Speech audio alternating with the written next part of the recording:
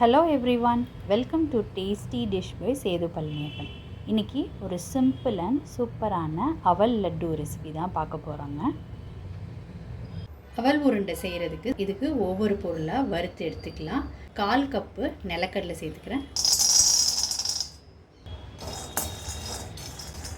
Medium ஹீட்டில் வச்சுட்டு நிலக்கடலையை roast பண்ணிக்கோங்க.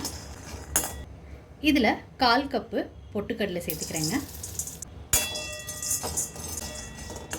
நிலக்கடலை ஓரளவுக்கு வறுபட்டதுக்கப்புறம் பொட்டுக்கடலை இதோடு சேர்த்துக்கோங்க. பொட்டுக்கடலை தனியாக வறுத்திங்கன்னா சீக்கிரம் வறுபட்டுருங்க. இந்த மாதிரி இது பண்ணும்போது கிறிஸ்பானால் போதும்.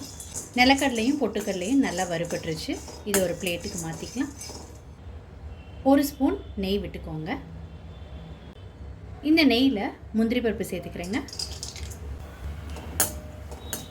வறுபட்ட முந்திரி பருப்பை எடுத்துடலாங்க. இந்த நெய்யில் கிஸ்மிஸ் வறுத்துக்கலாம்.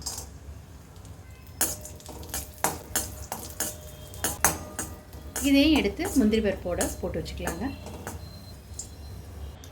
நெய் இன்னொரு ஸ்பூன் சேர்த்துக்கிறேங்க. அவல் சேர்த்து நெய்யில் வறுத்துக்கலாங்க. 1 கப் அவல் எடுத்துருக்கிறேன் நான். கம்மியான ஹீட்டில் ரோஸ்ட் பண்ணி எடுத்துக்கோங்க. அவல் 1 கப்பு, நிலக்கடலை பொட்டுக்கடலை அது ரெண்டும் 1/4 கப் எடுத்துருக்குறேங்க. ஒரே கப்பில் எல்லாத்தையும் மெஷர் பண்ணி எடுத்துக்கோங்க.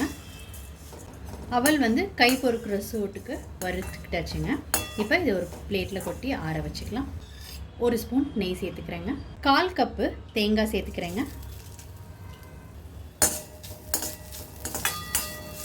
லோ ஃப்ளேமில் கோகோனட்டை ரோஸ்ட் பண்ணி எடுத்துக்கோங்க. இந்த மாதிரி ரோஸ்ட் பண்ணிக்கிட்டிங்கன்னா தேங்காய் சேர்க்கறதுனால அவல் உருண்டை கெட்டு போகாமல் கூட நாளைக்கு இருக்குங்க. அதுக்காக தான். தேங்காயில் உள்ள ஈரப்பதம்லாம் போன பிறகு அவல் உருண்டை கெட்டு போகாது. தேங்காய் நல்லா வறுபட்டுருச்சுங்க. இதை ஒரு பிளேட்டில் கொட்டி ஆற வச்சுக்கலாம். அவல் உருண்டைக்கு வறுத்ததெல்லாம் ஆறட்டுங்க. அந்த கேப்பில் வெல்லம் கரைச்சி எடுத்துக்கலாம்.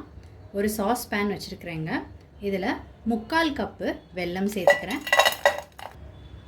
நீங்கள் உங்கள் ஸ்வீட்டுக்கு ஏற்ப கூட குறைச்சி பார்த்து போட்டுக்கோங்க. இப்போ இதை கரைச்சிக்கிறதுக்கு 1/4 கப் தண்ணி சேர்த்துக்கிறேங்க. வெல்லம் கரைஞ்சதுக்கப்புறம் இதை ஃபில்ட்ரு பண்ணி எடுத்துக்கலாம். வறுத்த நிலக்கடலை பொட்டுக்கடலையை ஒரு ஜாரில் சேர்த்துக்கிட்டு இருக்கேன். இதோட வறுத்து வச்சுருக்கிற அவலையும் சேர்த்துக்கிறேன்.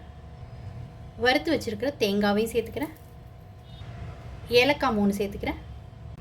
வறுத்த எல்லாத்தையும் சேர்த்துக்கிட்டாச்சுங்க. இப்போ அதை கிரைண்ட் பண்ணி எடுத்துக்கலாம். இது மாதிரி பவுட்ரு பண்ணியாச்சுங்க.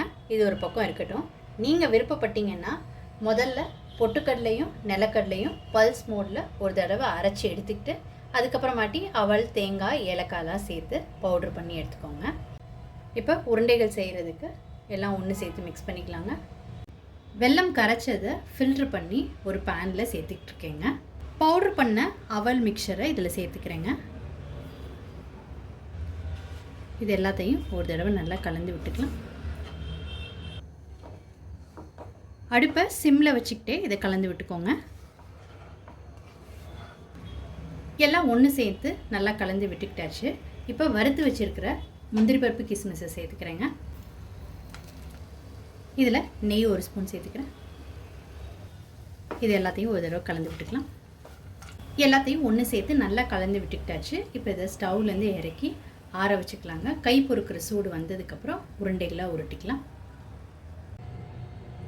அவல் உருண்டை ரொம்ப சூப்பராக ரெடி ஆயிடுச்சுங்க. இது ஒரு நல்ல ஹெல்த்தியான ஈவினிங் ஸ்நாக் ரெசிபியும் கூட. நீங்கள் இந்த ரெசிபி கண்டிப்பாக ட்ரை பண்ணி பாருங்கள். ரொம்ப சிம்பிள் அண்ட் ஈஸி ரெசிபி. நீங்கள் ட்ரை பண்ணிவிட்டு உங்களோட கமெண்ட்ஸ் சொல்லுங்கள். உங்களுக்கு இந்த ரெசிபி பிடிச்சிருந்துச்சுன்னா லைக் அண்ட் ஷேர் பண்ணுங்கள் உங்கள் ஃபேமிலி அண்ட் ஃப்ரெண்ட்ஸ்க்கு. Tasty dish by Sethu Palaniappan சேனலை சப்ஸ்கிரைப் பண்ணுங்கள். நோட்டிஃபிகேஷன் பெல்லை கிளிக் பண்ணுங்கள் ஃபார் மோர் வீடியோஸ். தேங்க்யூ.